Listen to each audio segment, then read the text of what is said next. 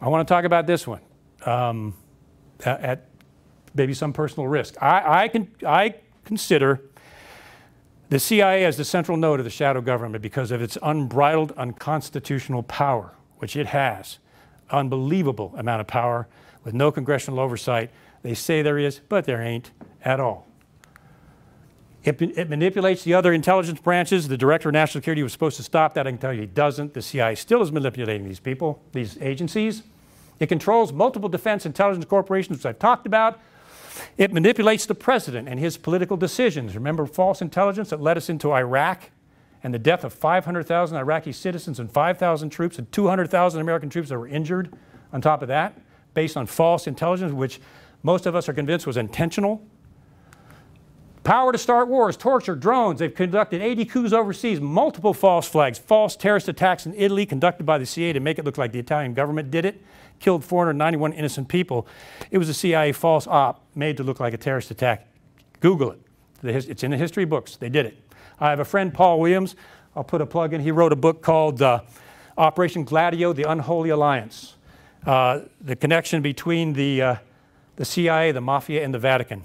The CIA used the Mafia to run drugs, and they laundered the money through the Vatican. Paul's book, I endorsed it. I wasn't until I read it. He's got 2,000 documented footnotes in that book that proves that that happened. That the CIA was running drugs, laundering the money through the Vatican to stage false terrorist attacks in Italy. They were doing it. It's documented. And it gets worse. These are unelected officials that make these massive, huge decisions. It manipulates Congress with secrecy. I'll show you how they do that. They manipulate Congress with impunity by the power of secrecy. And I'll show you how they do that. They manipulate the judiciary with the state secrets privilege, shutting cases down, forcing them to shut cases down.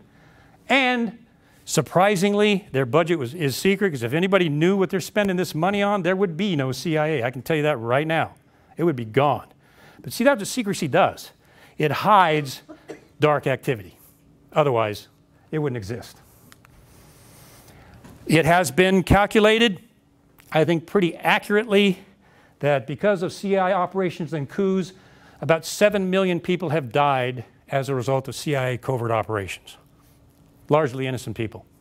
Places like Chile, where they supported Augusto Pinochet and the death squads, cost the lives of 46,000 men, women, and children. Some of the ladies were pregnant. And 200,000 Chileans disappeared. They don't know where they went. That was a CIA-supported coup, and they actually paid some of Pinochet's death squads with our tax dollars. It kind of makes you, it upsets you a little bit. All right. This is a quote. I have this in my book from Harry Truman. Harry Truman reluctantly created the Central Intelligence Agency. He said this afterwards, I think it was 2 years later. There's something about the way the CIA has been functioning that is casting a shadow on our historic position of freedom, and I think we need to correct it. Later, he called it a sinister and mysterious agency, and then said he regretted ever forming it in the first place.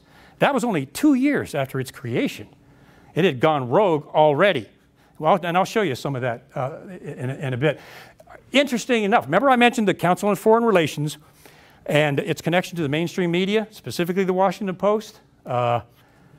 Still the Washington Post, in my humble view.